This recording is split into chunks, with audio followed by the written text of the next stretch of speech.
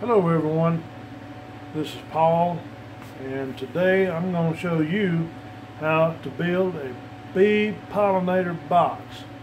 Keep your bees in here, not honeybees now, just your regular old bees, your bumblebees maybe, just any type of bee that you might find in your garden or flower bed or whatever.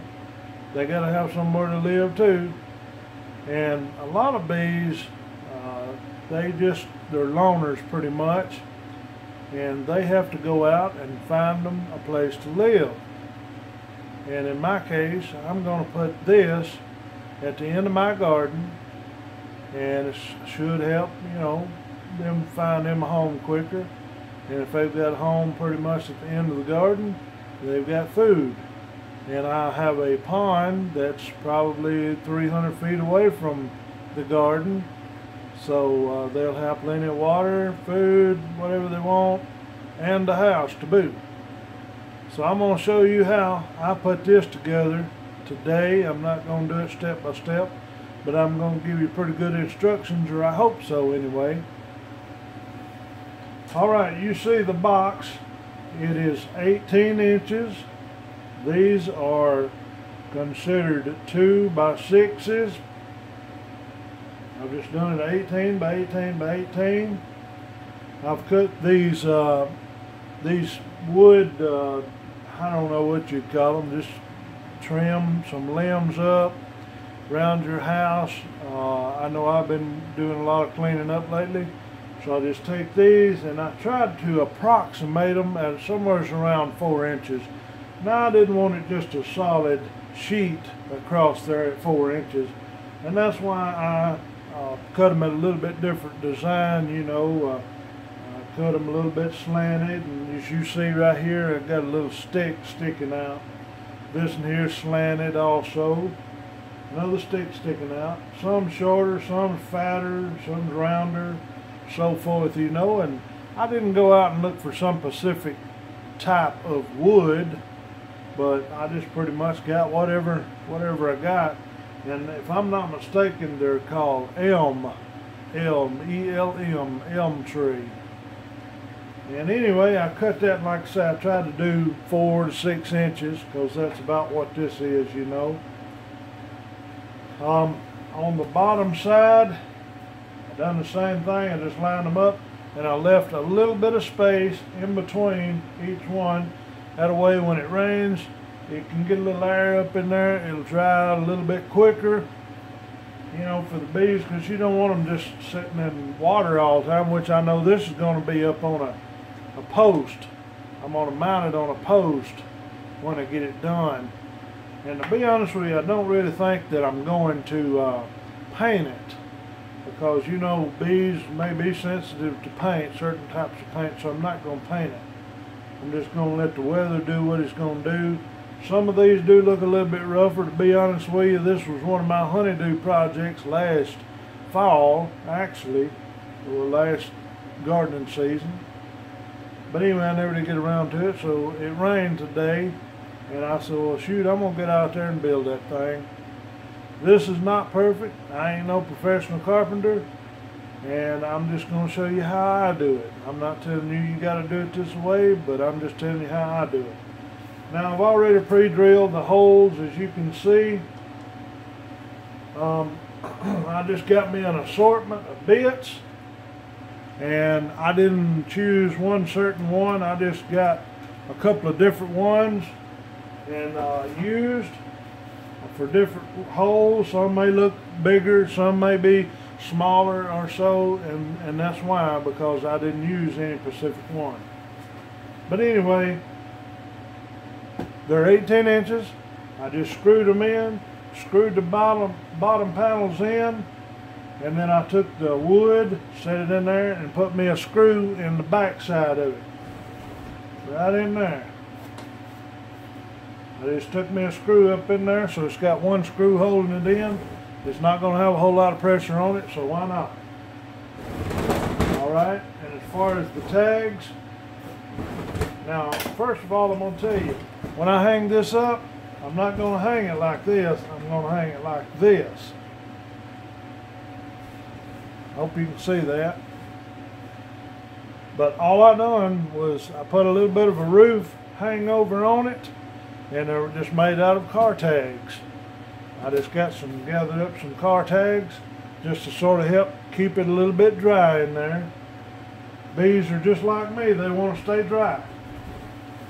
I've got one more here I'm going to put on it.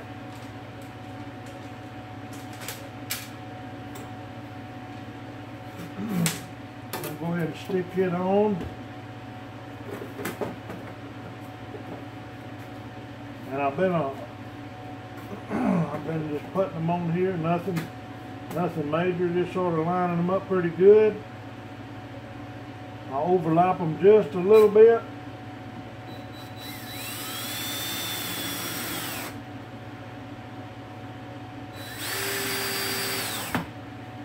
Alright, got that done. My first one right here on the corner, I bent it. I halfway bent it, because this is where, you know, it's going to be the very tip top. So I just bent it, and that way there wouldn't be no crease there. Water can't drip down through there. Now it may come through there, but it's not going to be just a whole lot right in there, you know, so forth. You can overlap them just a little bit, which I have. But anyway, like I say, I drilled these holes. I've already drilled these holes right here. And this right here, different sizes. And the reason that I have not finished it up right here is I'm going to wait until I get it up on the post, and that'll give me room to drill my screws in right there. But I can also go on the back side and finish it up right here. And anyway, it's pretty simple to make these things. They really help in the garden. It may not be the prettiest thing in the garden, but hey, you know, if you can draw bees, pollinate your stuff, you gotta have bees to have food. So, you know, be friendly, and you know, help the bees out a little bit if you can. Like I say, this ain't nothing fancy. It's just something I threw together today. Thought I'd let you know what I was doing and sort of show you how. And I'll tell you where I come up on this box at right here. This box was really a horrible paid for mistake. This is sort of getting off subject, but anyway, this box was, I had an associate, I guess you would say, a distant friend, and he was on Facebook. He was always showing off his work, his woodwork. So I said, well, I'm going to get my wife a mailbox. And I told him, I said, well, it's not a mailbox, but a mailbox holder or post, whatever you call it. And I said, I want a flower box on the back side of the mailbox. Well, this dude goes to Lowe's or Home Depot somewhere and gets a real nice 4x4 post. You know, they already have them pre-made at Lowe's. And he buys one of these things, brings it home, picks this old wood up, looks like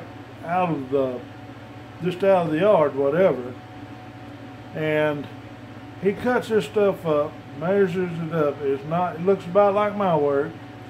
It's uneven, and then cut straight, and cobbles this thing together.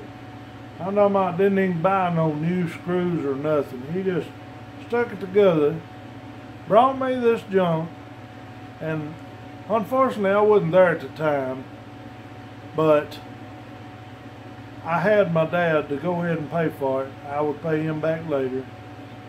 And when I got there, I was very disappointed. You know, you got a new 4x4 post for your mailbox, and then you got this junk, you know, screwed onto it. No, that didn't work with me. But hey, $175 earned lesson. You know how you buy lessons, and that was one of my bought lessons right there. So anyway, like I say, pick you up some car tags, I tell you what, I know a lot of people haven't got access to car tags. Go to your local car dealer, just a hometown car dealer. More than likely he's going to have tags. Pick you up some tags, he'll probably give them to you, and that's all you need. I've got scrap wood. I'm reclaiming this wood. It was decent wood, but it just looks like it's weathered. But anyway, like I say, trimmed them up, trimmed some limbs up, drilled my holes, screwed it all together, and we're going to put it on a post, and we're going to have us a bee pollinator for a bee home for bee pollinators right here. So anyway, if y'all have any questions, let me know. If you're a new watcher, be sure to like, subscribe, throw out some questions, comments, whatever you want to know. And hopefully we'll be getting back into the gardens and the fields and so forth and giving you some updates and this, that, and other. But anyway, this is what we're doing today. I appreciate y'all watching. And like I say, make sure you subscribe. We're a small channel trying to grow a little bit, get a few more subscribers. Anyway, I guess that concludes it for today. Y'all have a great day. Thanks.